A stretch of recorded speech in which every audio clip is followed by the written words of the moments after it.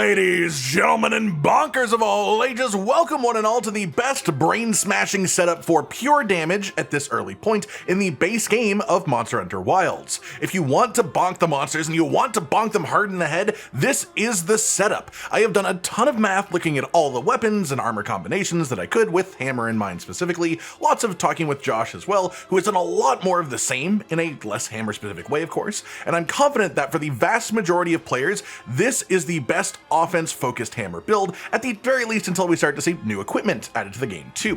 I will say one caveat that this is not made for speedrunners, it's made with the average player in mind. So I won't be doing things like building around corrupted mantles, affinity uptime, or using sneak attack in expectation of like 3-minute kills, because the average player will not script a monster's movements out perfectly enough to never miss a hit and never need to dodge, but this is about as offense-focused as you can get before reaching proper speedrun level, and with as much optimization as I could manage from all the testing done too.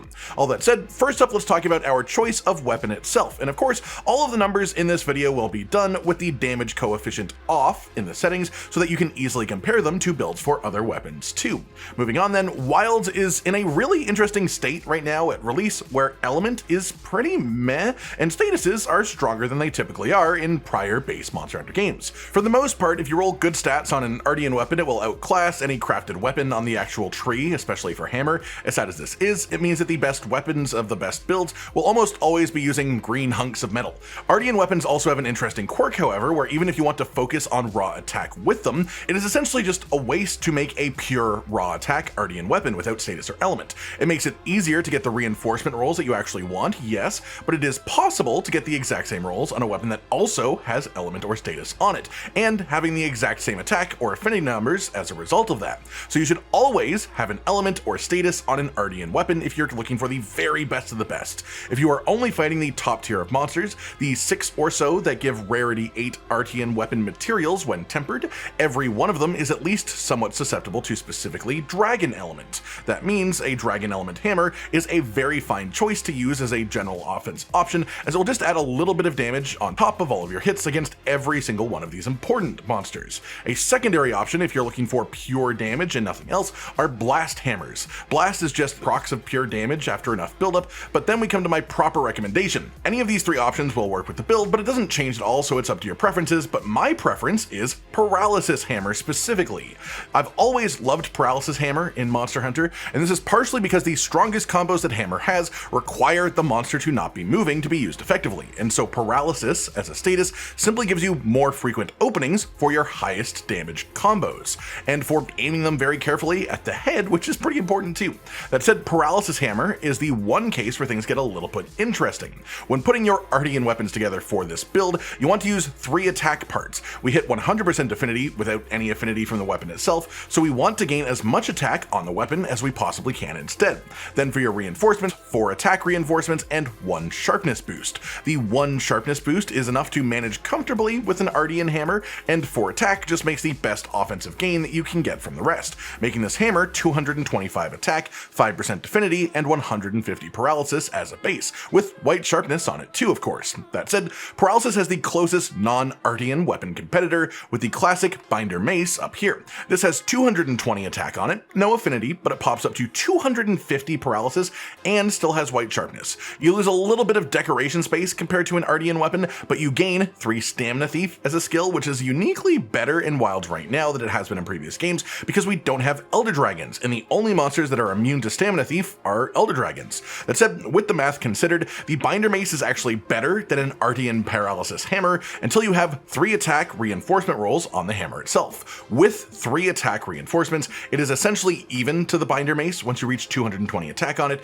and with 4 attack rolls on the Artian, it is better than binder mace. So to put it simply, if you get perfect rolls on an Artian hammer, the Artian paralysis weapon is better than the binder mace, and this is a guide to the best hammer build, so I have to make a point of saying that the best hammer is Artian hammer in perfect circumstances. But until you have those rolls on your Artian weapon, the binder mace is an incredible out-of-the-box crafted option to use instead that is stronger until that point. I should also say that you can play sleep hammer as an option too. It is reasonably effective, but it's not one of the 3 main meta options for pure offense for hammer. Next, let's talk about the actual armor pieces we'll be using as well, which are the Guardian Fulgur Anjanath Beta helmet, the Arc Vulcan Beta chest piece, the Guardian Fulgur Anjanath Alpha scarlet gauntlets, and the gore magala beta waist and legs. For most weapons, I'm a big fan of the gore magala 4-set bonus. I think it is one of the best bonuses that you can get considering the skill space on armor we have right now, but the main exception is if there is a separate 2-set bonus that is really important for your build or your weapon. In Wilds, maximum might is one of the best paths to getting high affinity for your setup, but hammer normally can't use it effectively because charging your weapon drains stamina, which means that it will make maximum might drop off. It will always drop the buff off when using mighty charge before mighty charge slam actually happens, meaning that we lose 30% of our affinity before our largest hit, which is when it matters most. That's why we're using 2 pieces of Guardian Fulgur Anjanath armor, as this gives us essentially a bonus mini stamina bar. This bonus stamina bar, when used, does not drop your maximum might buff. Maximum might only drops off based on the main normal stamina bar, and the amount of stamina in the bonus bar is enough for a couple of rolls. It's enough for multiple seconds of charging your hammer. It's simply enough that you can get extremely consistent uptime on maximum might as a skill with hammer while using it compared to not. So I view it as a nearly mandatory bonus for the fact that it lets us get 30% affinity from this combo. On a similar note, we are still using 2 pieces of gore magala armor as well, which gives us the gore magala 2-set bonus, which gives us frenzy whenever we encounter a large monster. This drains your health slowly until you do enough damage, at which point the debuff will be cleansed, and you get a buff instead, which gives you 15% bonus affinity. We are also using 3 ranks of the antivirus skill, which not only makes it easier to clear frenzy when it's a debuff, but then also gives us 10% bonus affinity after we've cleansed it, for 25% affinity total when you've done this. When the bonus affinity falls off, you get frenzy fresh again and restart that whole cycle. But as long as you are okay playing with a bit of health drain occasionally until you pass that threshold, this provides way too much offensive power to be ignored. With those 2 set bonuses in mind, this is the most efficient way to lay out your 5 armor pieces to fit out our desired skills and give us the decoration space that we need too. And then we are using the weakness exploit talisman as well, as we are focusing around affinity quite a bit, and this makes it easier to achieve. A worthy consideration while we're talking about this part too is that you could use the Guardian Fulgur Anjanath beta gauntlets instead of the alpha ones. You would lose 1 agitator and a 1 slot from our current setup, but gain 2 empty 2-slot sockets for decorations, which you could do to fit things in, like evade extender or evade window if you would rather drop off a bit of offense for some comfort, or if you're someone who knows that you get hit by the monster a lot, you could even work in Counter-Strike for more offense when you do get hit. It's up to you. It's just an option that I thought I would offer while we are here. That said, let's talk weapon decorations with a couple of variations just to explain my thinking. The highest pure offense answer is going 5 crit boost, 3 attack boost from your weapon slots. It is almost equal to go 3 crit boost and 5 attack boost instead, but the amount of affinity in this build makes it more valuable this way around, even by just a smidge over going full attack boost. And I will mention that when we get into the proper math of it all and tell you the difference. That said, focus is also a very intriguing skill for hammer in Monster Hunter Wilds. Focus is not a literal number increase, and we don't have it as basically a required skill for hammer like it is for greatsword, because we don't charge all of our attacks, only some of them, but focus speeds up the time between starting the mighty charge animation and using mighty charge slam by just under half a second, which is a genuinely meaningful difference amount of time there worth considering.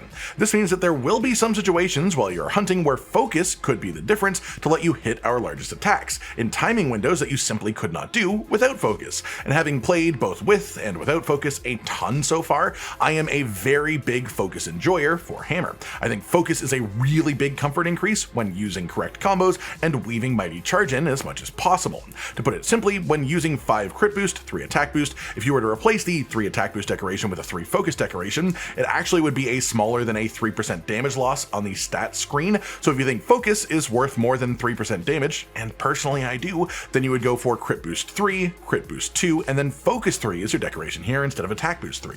Personally, my favorite combo decoration for focus is focus/slugger, as you can see in the binder mace here, and the 1 rank of slugger that you get from this is the most impactful rank of that skill anyways, or you could instead go for focus/handicraft for a bit of extra sharpness management and comfort as well.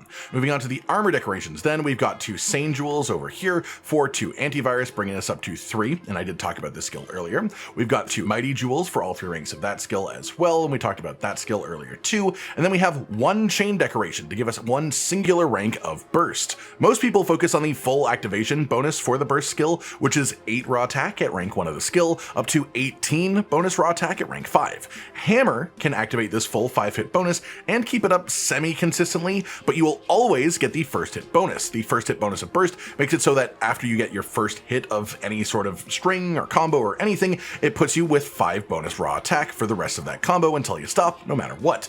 And this number does not change with more ranks of the skill. So if you're only looking for that first hit bonus, getting 1 rank of burst is really efficient. For a slower weapon like hammer that won't always reach 5 hits, but will always have that first hit bonus before our biggest attacks, as even Mighty Charge Slam is a 3-hit attack, this is essentially an unconditional plus 5 raw attack to any hit that matters at the cost of a single 3-slot decoration, with a bonus extra 3 raw whenever you happen to activate the full 5-hit bonus instead.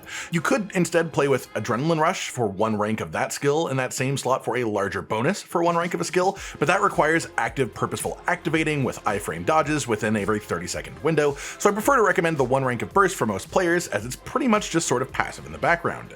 Then we have 2 Tenderizer Jewels within our set as well, and this is just to bring us up to a full 5 weakness exploit, which provides a very good chunk of our consistent affinity to make the best out of critical boost. Then you will have 1 2-slot socket remaining as well, inside of which I recommend putting in 1 rank of Counter-Strike. I mentioned earlier that it's good if you do plan on getting hit, and this isn't necessarily that great for anything else, so it's good to have because most players will get hit often enough that this will have reasonably high uptime. That said, I won't be counting the raw attack from this in our actual calculations later on, it's just sort of a bonus more than anything. After that, you will have 1 single 1-slot socket remaining, and in here you can put 1 rank of Constitution just to make maximum might even more comfortable to keep active. You can put in 1 rank of Divine Blessing if you just want a little bit of extra defense as well, or if you're playing multiplayer specifically, I absolutely recommend having the Shockproof Jewel in so that you cannot be flinched or flinch other players with weapon hits. All of that considered, our full roster of skills in the build is 5 critical boost, either 3 attack or 3 focus, your choice, 5 weakness exploit, 3 agitator, 3 maximum might, 3 antivirus, 2 constitution, 1 burst, 1 flinch free, and 1 shock absorber, with 2 set Fulgur Anjanath bonus and 2 set Gore Magala bonus as well. We are also going to be using the corrupted mantle as our mantle, even though it will make us overcap on affinity in some specific situations, because aside from the affinity that gives you, it also gives a significant damage boost to specifically the upswing combo for whatever reason, so we still use this for the damage it gives you, as long as you can manage around the health drain. But because of how mantles work in Monster Hunter Wilds with their timers and not resetting between quests, I won't actually be considering its value for any of our proper math and our calculations. That said, it is time for the math. An Artian hammer made with 3 attack parts and then having 4 attack reinforcements is 225 raw attack as our starting point. You gain 12 raw attack while Agitator is active, which is when the monster is enraged, so for the sake of fair calculations, let's say that the monster will be enraged for 50% of the hunt on average, and count that as 6 bonus attack for this setup. In reality, the monster is enraged more than half of the hunt, but it keeps the calculations balanced nicely to treat it this way. Activating the first hit bonus of burst, which we will be doing for any of our meaningful attacks, is an extra 5 raw attack, and this puts us at 236 raw. Add in 7 raw from attack boost 3 for 243. The weapon itself has 5% affinity. We gain 30% affinity from maximum might. We gain 25% affinity from antivirus with frenzy cleared, 30% when hitting weak points because of weakness exploit, with an extra 20% on wounds, but we won't count that within our calculations as wounds are not consistent, so weakness exploit is just going to be 30%. This puts us currently at 90% affinity. We also have Agitator level 3, and this gives us 7% affinity while the monster is enraged. Again, we are counting Agitator as being active 50% of the time, so only taking half of that value, meaning on average we have 93.5% affinity. That said, when the monster is enraged, you will hit 97%. When you're hitting a wound, you will hit 100%. When you're wearing Corrupted Mantle, you'll hit 100%, but on average, we're calling it 93.5%. With 5 crit boost, a critical hit does 1.4 times the normal amount of damage. With 93.5% crit chance, this means our overall damage, our average damage, is expected to go up by 93.5% of that 1.4 times multiplier. This means that we get a 37.4% damage bonus from affinity combined with crit boost onto our attack. Take our 243 raw attack, multiply it by 1.374 to account for that difference, and we have 333.9. The final step is to count in our sharpness, and white sharpness is a 32% damage increase multiplier, for a total final of 440.7 EFR, or effective raw. For anyone new to Monster Hunter builds, this is how we calculate how strong a build is in theory for raw attack. Element has other considerations, but this is it for attack-focused builds. That's it. Now that we've gone through all of that math, I have a couple of other numbers to share for some bonus information too. 440.7 effective raw raw is the build as currently shown with the current decoration spread as well. If instead you were to go for 5 attack boost and 3 crit boost, you would land at 440.1 effective raw. It's less than 1 effective raw part in difference between those two options. That to say, if you don't have the necessary crit boost decorations, there's an easy pivot if you do have attack boost instead, and it won't drop your damage by much at all. This is with the bonus consideration that attack boost at rank 5 does have a % attack increase bonus, but this only counts the base weapon attack when producing its attack bonus. It doesn't account the attack gain from your other skills. So it's not quite as strong as many people think it is because of the order of operations in Monster Hunter, but it's still very solid regardless. That said, 5 critical boost with 3 focus within your final weapon slot is the highest effective raw version of the build that uses focus, replacing the attack boost, and this hits 428 effective raw, which is 12 lower, or approximately a 2.8% damage reduction. In other words, whether you should use focus or attack depends on how much you think focus is worth. Personally, I think it is worth more than 3% of your damage, so even though the raw numbers here will tell you to drop focus because it doesn't show up in your stats, my actual recommendation is to use focus over the attack jewel, especially if you have 3 focus with a handicraft or with a slugger to make it even more appealing as well, because attack boost can't have second skills on the decorations. Finally then, as far as actually playing this build, it's about as standard as it gets for Hammer. Your strongest combos against a moving active monster are the Gulf Swing combo, the one that ends with Upswing. Then you chain that into Mighty Charge Slam. Your strongest combo against a downed monster is the first 4 hits of the Big Bang combo, then chained into Mighty Charge Slam. And otherwise, focus on trying to get offsets on the monster wherever you can, focus on hitting it in the head, of course, and the one bonus note that I would offer for the paralysis hammer option specifically is if you are actively trying to make paralysis happen, spinning bludgeon will apply paralysis buildup the fastest of any of our attacks. So there's nothing wrong with using spinning bludgeon when you want paralysis procs, especially as it can also lead into upswing for offsets and into Mighty Charge Slams as well. That pretty much does it for today, and everyone, your guide to maximizing damage for the hammer in Monster Hunter Wilds, giving you the biggest bonks and being malleable enough that you can swap between dragon, blast, or paralysis, depending on what you feel like at the time, or which one has your best Artian rolls, or just what you want to use for different monsters. Or you can just use the beef stick that is the binder mace if you want instead.